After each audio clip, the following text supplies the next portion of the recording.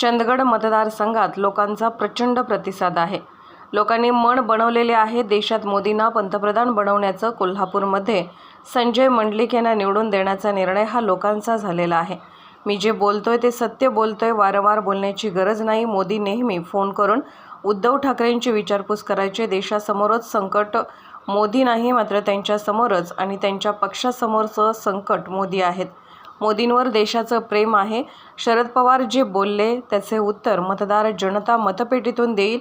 निश्चितच संभाजीराजे यांचा अवमान झाला। छत्रपती घराण्याबद्दल आदर आहे असं सांगायचं आणि अटी शर्ती घालायच्या। सगळं जे काही केलं ते अपमान करण्याकरिताच झालं।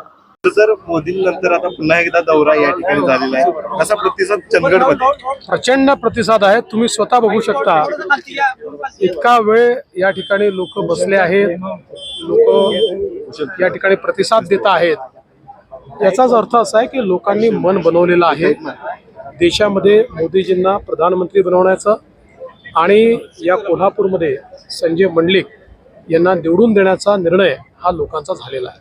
मी जे बोललोय ते सत्य बोललोय, वारंवार बोलायची गरज नाही। खर तर मोदीजी या मी मुलाखत बघितलेली नाही, पण हे सत्य आहे। शेवटी राजकारणामध्ये पक्ष वेगवेगळे असू शकतात, पण अडचणीच्या काळात आजारपणामध्ये विचारपूस करणं, मदत करणं ही आपली संस्कृती आहे आणि मोदीजी ती नेहमी पाहतात। त्यामुळे मला ही पूर्ण कल्पना आहे की त्या काळामध्ये मोदीजी रेग्युलर फोन करून उद्धवजींची विचारपूस करायचे आणि काही लागलं, काही आवश्यकता आहे, काही विचारायला उद्धव मोदींनी पंतप्रधानांची अप्रतिष्ठा केली अशा पद्धतीचा आरोप आहे। देशासमोरचं सर्वात मोठं संकट नरेंद्र मोदी आहेत असं देशासमोरचं सगळ्यात मोठं संकट मोदीचे आहे। असं आहे की देशासमोरचं संकट मोदीजी नाही आहे, पण त्यांच्या समोरचं, त्यांच्या पक्षासमोरचं सगळ्यात मोठं संकट निश्चितपणे मोदीजी आहे। कारण मोदीजी आल्यानंतर ज्या प्रकारे त्या ठिकाणी त्यांच्या पक्षाची अवस्था झाली आणि आता राष्ट्रवादी आमच्या सोबत आहे, त्याच्यामुळे मला असं वाटतं की निश्चित त्यांच्याकरता हे मोठं संकट असू शकतं। बाकी देशाचं प्रेम आहे मोदीजींवर, त्यामुळे मला असं वाटतं की जनता जी आहे ती ते जे काही बोलले आहेत याचं उत्तर मतपेटीमध्ये। खरं तर त्या राज्यसभेच्या निवडणुकीच्या प्रक्रियेत तुम्ही सुद्धा सगळे सहभागी होता।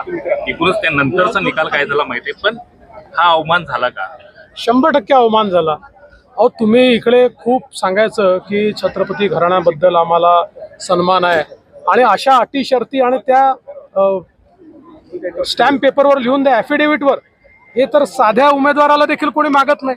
त्यामुळे एक प्रकारे तो अपमान करण्याकरताच होतं, ते सगळं जे काय होतं ते अपमान करण्याकरताच होतं।